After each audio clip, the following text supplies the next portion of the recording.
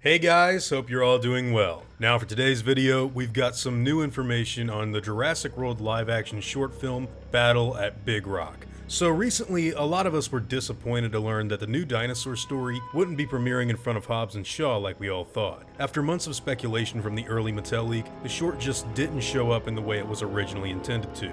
It was a real bummer for me personally, because I'd actually been looking forward to this film all year. Apart from the live tour and Jurassic World the ride, this was the big event that I thought would make a big mark for Jurassic in 2019, but alas, it has still yet to come. Now with that being said, this is thankfully not the last that we've heard of the short film. Recently on Twitter, a fan reached out to Colin Trevorrow asking what exactly Battle at Big Rock is, and could he tell us anything about it, or had Universal Studios sworn him to secrecy? Interestingly, Colin actually responded pretty quick in a joking manner saying, "I have myself sworn to secrecy. The punishment would be severe." And now someone else followed up on this response by asking if the project was still alive, to which Colin responded that it never died. Oh, there it is. So, I don't need to tell you how great this news is after the really disappointing no-show that the short film recently had. After it had been pulled from Hobbs and Shaw, I myself was fearing the worst for the movie. I remember the days of Chaos Effect being this super cool dinosaur hybrid animated series that had toys sold for it in department stores. I had the Alpha Raptor, the Paradeinonychus, and all kinds of other things. But you know what I didn't have? The actual TV series that was supposed to come out alongside it. So for a minute there, I thought Battle at Big Rock was going to be the same thing, and that we'd be deprived of yet another piece of JP content that toy companies had teased us with earlier. Thankfully, this doesn't seem to be the case at all. So with Colin Trevorrow's confirmation that the project is still very much alive, and the fact that the story never actually died, I gotta tell you, I am seriously happy to hear it. It looks like some way, somehow, Battle at Big Rock is actually going to come out, and we are going to get a chance to see it, which is really nothing but good news. Still, that leaves the big question for all of us to ask ourselves. What exactly did happen to the project? I mean, why did it get pulled from Hobbs and Shaw? Even though it's still on the way, I'd kind of like to know what really went down. Well, the only real bit of information that we have to go by right now is from Jurassic Outpost. And they say that they got wind of the project going a little bit over budget. Apparently, Battle at Big Rock has cost more than $10 million to produce, which doesn't really shock me personally, but I guess Universal wants to turn a profit on the short film now that it's become that costly. Just a quick side note, this is Jurassic Park we're talking about here. I mean, it better cost that much money. You really don't want to be responsible for making a fake-looking entry in the film franchise that revolutionized the visual effects industry. So if I were the one footing the bill, I'd give them anything they needed to make it as good as it can be. But hey, that's just me. Apart from the news that Battle at Big Rock will actually come out, we've got some pictures from Jurassic World Alive that feature both the new Allosaurus and Nasutoceratops that are said to be appearing in the film. Confirmation on these being legit come from a fellow YouTuber whose channel will of course be provided down in the description below.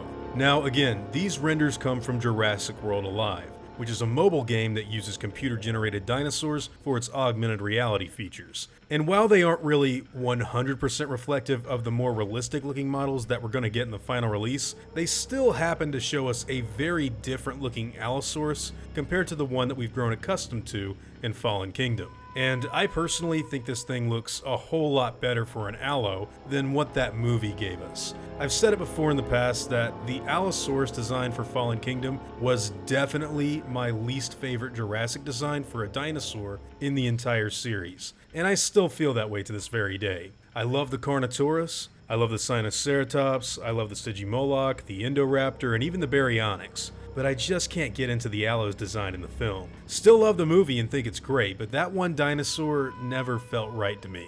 Now, that may very well be because the animal that we saw in the movie was actually just a juvenile. So this updated dino design is giving me a lot of hope that the differences between their looks is due to age, which is really cool for me because I always like to see different stages of growth for InGen's clones. The Nasutoceratops design that they're showing off here is also really cool. It looks like it's going to have a very different color scheme when compared to the other JP Ceratopsians like the Trike or Sino. so I guess we can expect to get a really unique looking herbivore for this battle whenever it officially comes out. Now, one last bit of news that I wanted to share with you guys was the fact that fellow Jurassic YouTuber Swerve actually went to see Hobbs and Shaw while on vacation in Romania recently, and believe it or not, the theater actually played 15 minutes of a black screen with very muffled audio that he couldn't make out just before the Fast and Furious movie. Now, Swerve says that the people running the theater came out and apologized for the blank screen,